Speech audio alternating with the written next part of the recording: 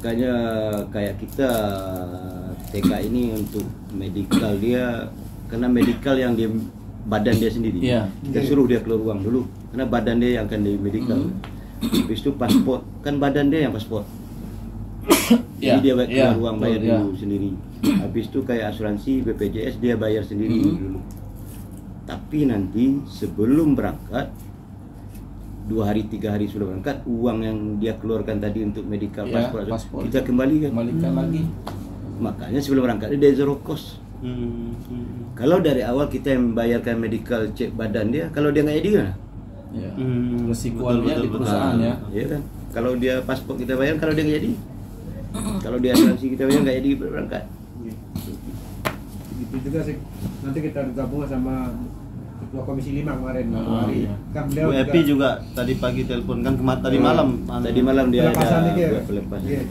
Jadi sudah berapa kali kita buat pelepasan? Saya rasa sudah belasan kali saya buat acara di asrama haji. Ada Pak Gubernur, itu kata Bu Epi. Habis itu Lombok Timur dengan Pak Bupati. Habis itu yang di sini dengan semua kepala dinas sudah pernah. Dengan DPD RI sudah berapa kali. Dengan DPRD provinsi berapa kali. Jadi kenapa kok orang lain nggak membuat itu? Hanya Kijang gitu. Jadi saya pun bingung gitu. Sekarang saya tanya balik, kalau betul semua ini membuat zero cost, kenapa nggak pernah ada dibuktikan ke pejabat pengawas? Jadi bagi saya teman-teman Depnaker, kenapa nggak diawasin semua? Padahal ini undang-undang. Coba baca undang-undang itu, dendanya 15 miliar. Penjaranya 5 tahun. Jadi kalau nggak disanakan zero cost ini oleh semua P3M ini 15 miliar. Cuma persoalannya rakyat nggak ada yang ngadu. Ya itu soal laporan itu. Nggak ada yang melapor. 15 miliar ya Dato' ya. 15 miliar. Coba baca undang-undang P3M ini. Jam penjara. Penjara 5 tahun. Banyak sekali memang modus-modus teman-teman P3MI untuk menarik iuran itu kan. Banyak sekali ada yang jadi jaminan dan lain-lain. Ya itu bilang nggak ada masalah kayak saya cerita tadi. Tapi sebelum berangkat wajib dipulangkan kepada ambil. Kan itu zero cost. Aturannya di situ. Karena saya baca di perjanjian kerja TKI, coba baca minta ke Depnaker. Kan coba baca nanti. Untuk pemberangkat dan TKI tidak ada pembiayaan. Jadi maksudnya dia mau berangkat nggak ada pembiayaan. Makanya yang tadi kan dia belum berangkat, makanya kita pulang kan sebelum kita berangkat. Itu cara saya begitu Kijang. Makanya saya nggak tahu teman-teman yang lain yang lain. Tapi sepengetahuan Dato' sejauh ini pengawasan itu belum dilakukan ya sama. Bagusnya teman-teman wartawan yang tanya ke Depnaker menurut saya. Yang lainnya udah buat belum seperti ini? Komitmen to zero cost itu. Ya kemarin anggota Pak Bohari kan. Iya, pantesan seperti itu temuan. Ya memang itu kan sempat kita tanya itu kan kalau Pak Bohari kan saat itu. Beliau yang pertama kali memunculkan soal itu kan. Ya, yang dan Timur, sempat kan? saya sampaikan juga seperti yang disampaikan oleh Dato' tadi itu. Bagaimana kalau misalnya ada perusahaan yang beralasan bahwa ini hanya sebagai jaminan. Ya nggak apa-apa, tapi kan wajib dia pulangkan sebelum berangkat. Ini itu saya bilang nggak apa-apa, mau diambil 10 juta, 20 juta silakan, mau 100 juta, tapi sebelum berangkat pulang uang rakyat. Wajib dikembalikan. Tapi Pak Bohari saat itu jawabnya itu adalah risiko katanya, Dato'. Jadi tetap semua operasionalnya harus dimulai oleh perusahaan katanya. Makanya saya Nggak iya, makanya tadi saya ngomong kalau secara apanya betul kita yang bayar medical, dia itu bilang tadi itu kan. Tapi sekarang saya tanya balik, kalau dia nggak jadi? Nggak jadi berangkat katanya. Risiko perusahaan katanya Dato'. Itu berarti Tidak bicarain menurut saya itu nggak bijak. Nggak bijak ya. Iya kan kalau jawab kayak itu nggak bijak. Ini soal komitmen lah artinya Dato' ya. Yang penting kan itu yang bilang. Saya nggak tahu cara PT lain, saya nggak ikut campur. Yang cara yang di Kijang PT Kijang seperti itu ya. Wajib semua dikembalikan ya.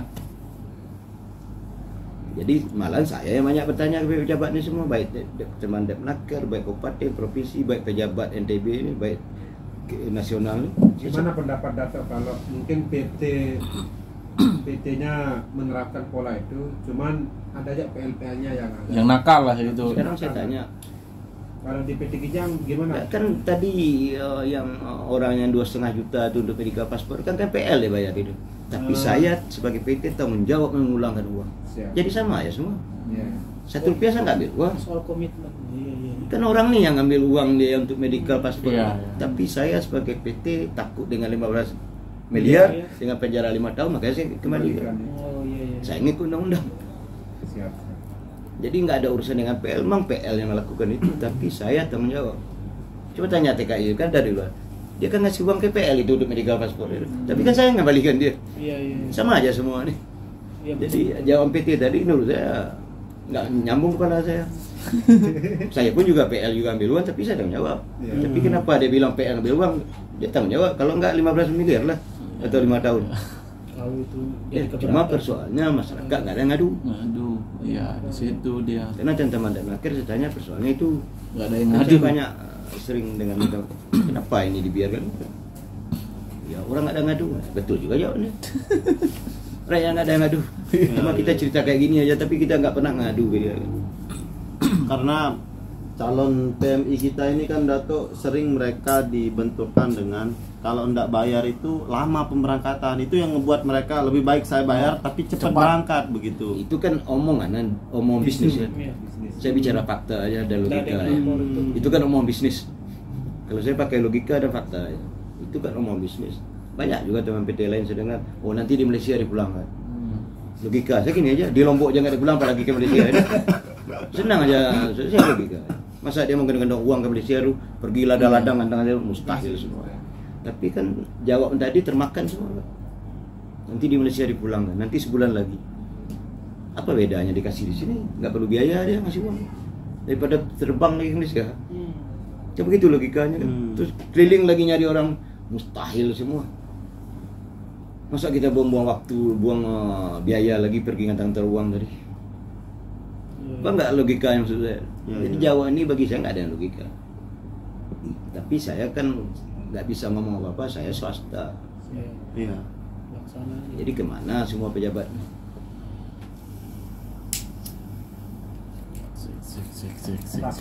Sekarang senang aja. Berapa total NTB berangkat? Kalau saya dengar 18.000 atau berapa itu? Anggaplah biar dengan senang 20.000. Kita anggap 3 juta aja uang rakyat ini diambil nggak dikembalikan. 60 miliar. Saya pakai logika ceritaan. Iya. Padahal banyak yang di atas itu betul. Kita anggap yang rendah Yang standar aja, lah itu ya. Yang minimal 3 juta ya. Berarti 60 miliar. Sekali. Harusnya uang ini balik ke rakyat 60 miliar. Beredarlah di rakyat, hiduplah ekonomi rakyat. Satu pun pejabat nggak ada yang berpikir. Terus kemana uangnya itu? Itu tugas kepala dinas provinsi. Kita kejar Pak, besok Pak, gede ini. Gede. Apa pekerjaannya Saya bukan ini? ngajar enggak, saya senang aja saya logika.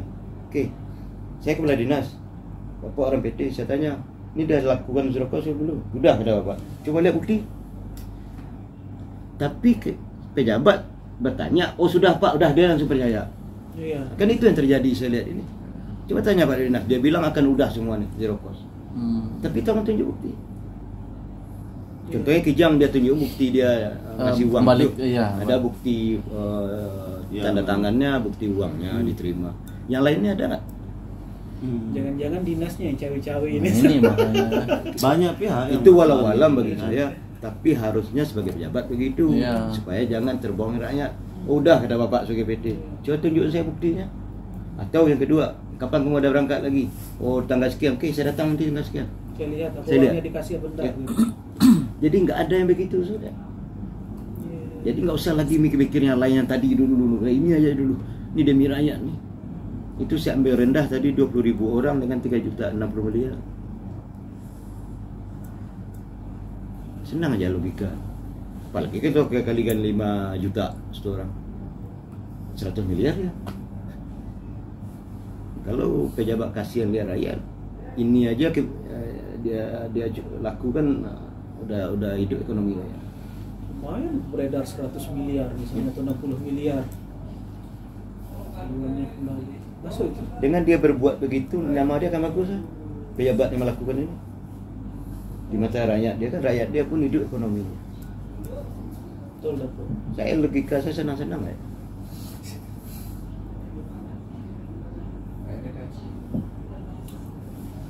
Coba tanya ke Dia aja nggak pernah lihat, dia aja nggak pernah buktiin, dia jawab sudah kan.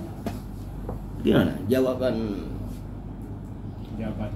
lip service? Nah itu yang saya bilang, Kan tidak ada bukti. nah iya, teman-teman DPD pun juga keliru langsung juga percaya dengan jawaban itu kan. Besok kita cross check lagi, Dato. Berangkat karena PT bilang nanti di Malaysia dikasih uang. Kita lah yang ini. Kita tanya ke majikan kita, Sampai sana nggak ada. mana uang saya? Uang kepala otak kamu kan? Kan saya udah kasih uang ke PD. Kita jadi pasti down langsung mental kita. Siapa-siapa pun kita manusia nih, down langsung mental, hilang semangat kerja, mulai berpikir untuk lari. Uang saya aja nggak dikembali, apalagi besok gaji saya. Nah, ini kita harus paham budaya rakyat kita. Ini yang saya bilang efek tadi itu. Nggak ada yang berpikir soal ini sudah. Makanya sekarang efeknya apa? Dengan banyak timbul komplain TKI sampai di sana, dengan banyak masalah yang lari tadi, akhirnya perusahaan Malaysia mengkaji ulang untuk ngambil Lombok. Itulah yang buat turun tadi. Selain dari cita kita yang tadi, ini nggak ada yang paham saya lihat. Jadi bahaya ke depannya makin hilang kepercayaan perusahaan-perusahaan Malaysia ke Lombok. Karena orang Malaysia sekarang merasa dirugikan. Dia udah tantangan soal zero cost itu. Udah keluarkan MOU. biaya. Dia pun udah keluarkan uang. Uang. Tapi uang rakyatnya diambil. Terus tenaga di sana kabur lagi. Saya tanggal 1 kemarin sampai tanggal 4 di Jakarta dengan Menteri Tenaga Kerja Malaysia. Ini salah satu yang diomong. Saya jawab, saya senang aja ke dia. Datuk, saya sebagai rakyat Indonesia sangat berterima kasih ke pemerintah Malaysia. Pemerintah Malaysia sudah bantu pembiayaan rakyat. Sudah ni apa aja. Jadi banyak sekarang perusahaan-perusahaan Malaysia sudah kecewa. Dan pemerintah dia pun seperti yang saya omong tadi, Menteri Tenaga Kerja langsung dengan saya. Satu yang membuat dia kecewa, aturan-aturan Indonesia sering berubah-ubah tentang proses TKI. Jadi Nggak konsisten. sedangkan pemerintah Malaysia dia bilang kita diarahkan oleh PM untuk mempermudah urusan khususnya Indonesia, PMI Indonesia. Tapi aturan-aturan Indonesia terlalu panjang prosesnya. Itu salah satu penyebab dia ngambil negara lain. Tambah yang terbaru nih yang saya omong tadi, karena sudah tentangan MOU zero cost dan gaji minimal Rp1.500, 5,5 juta. Sekarang fakta rakyat Indonesia khususnya NTB yang sampai di Malaysia diambil uang. Bagi pemerintah Malaysia dia nggak tahu soal PL, SWT itu kan bukan urusan dia.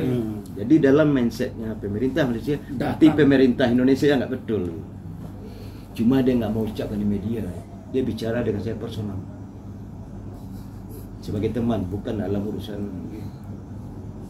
Iya kan dia lihat itu sebagai tensi gitu dia pikir.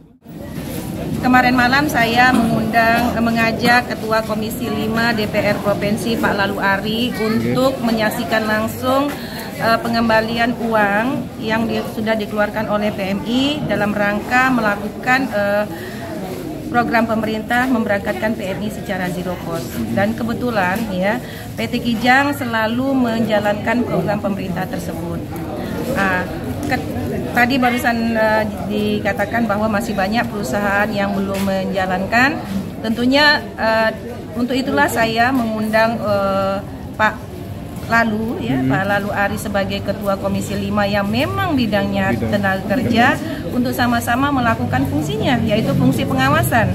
Nah, jika masih ada teman-teman kita P3MI tidak melakukan program yang sudah ditetapkan oleh pemerintah ini, tentunya kita akan memberikan teguran ya, teguran bahwa sepatutnya mereka menjalankan apa yang sudah ditetapkan. Tentunya setelah melakukan peneguran itu kalau masih juga membandel, tentunya kita akan melakukan tindakan yang tegas. Karena saya sendiri sudah